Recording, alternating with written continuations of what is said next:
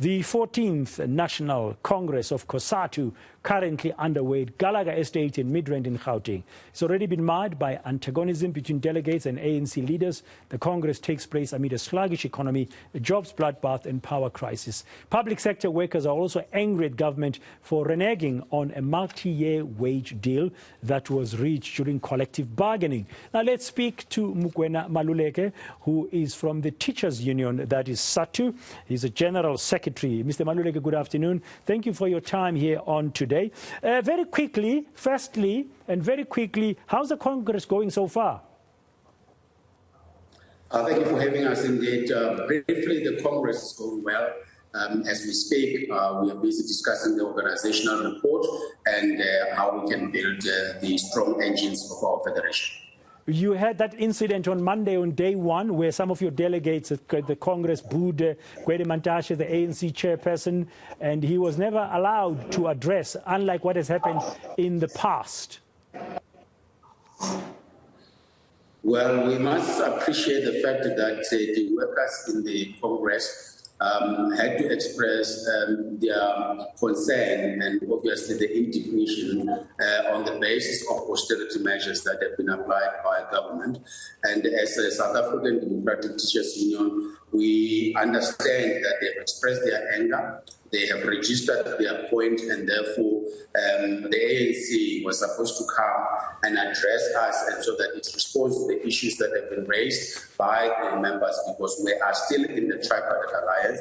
The ANC is still the leader of the alliance. However, it is important that those particular austerity measures and the concerns and the impact that they have on the ordinary people be expressed and be registered. And then we believe that the workers have done that. The ANC has got to respond. Will the alliance survive this? The alliance will survive this on the basis of leadership that has to be provided by all of us, because we do not think as the South African Democratic Teachers Union that we have got an alternative in this country that will then be able to address the issues that are impacting on the workers per se. We do not think there's an alternative that we have currently. We have got to make sure that this particular alliance is able to deliver the National Democratic Revolution, and ours is to make sure that we root out corruption out of the alliance, root out arrogance out of the leadership of the African National Congress, and make sure that the working class is able to lead the African National Congress and the alliance in order to address the plight of our people. We cannot have neoliberal policies implemented by one of our allies. We need to make sure that we change the trajectory of the alliance, and the alliance is not dead yet. The alliance is not dead yet. You said, I understand, as Sadtu, you expect this Congress to hold frank and robust discussions about the lessons learned from the COVID-19 pandemic, the state of the economy, as well as that of the Federation itself. Can we just unpack those three areas very quickly, one by one, starting with the state of the Federation? Is Cosatu in a healthy state? When you compare us with the 12th National Congress and where we are today, we arrive and we are united.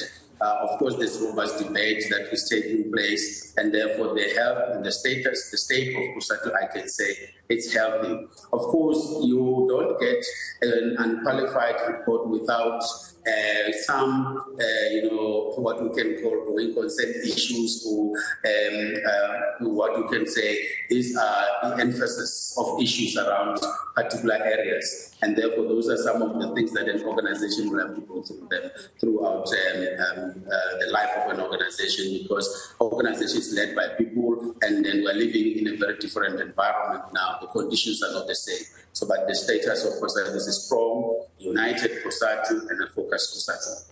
Okay, what about the lessons from the pandemic? What is being shared there at Congress? What are the delegates saying? What have we learned? Delegates clearly are indicating that there were inequalities that we were aware of. However, the pandemic was able to then expose the level of inequalities that are there, the level of lack of resources and tools of trade that we were aware, but not the magnitude at which the workers are experiencing it and the manner in which it's impacting on those that we have got to serve them and render our services as professionals in the public service, but also in the private sector. It has clearly exposed the structure of apartheid, where you still have a situation where there are those who can still work at home and those that are not allowed to work at home, and those who are not allowed to work at home predominantly are the African, because they are still being treated as doing manual work instead of at a strategic level, like many others. They are not given the trade tools to be able to do their work.